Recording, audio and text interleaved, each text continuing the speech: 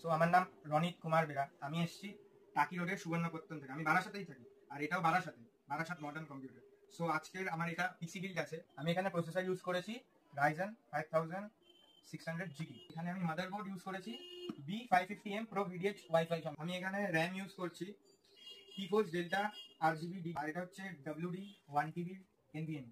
আর আমি এখানে monitor use করেছি 27 ইঞ্চ, যেটা হচ্ছে 180 Hz এর ওকে মনিটর আছে, Acer Nitro। আর এটা সবথেকে মজার ব্যাপার হচ্ছে 0.5 ms মিলিসেকেন্ডের রিফ্রেশ রেট আছে। এটা হচ্ছে আমার অ্যান্ড স্পোর্টস এর কেবিনেট আছে। কিবোর্ড মাউস ইউজ করা হয়েছে, RGB মেকানিক্যাল কিবোর্ড আছে, এক্সক্লুসিভলি এটা দিয়েছে।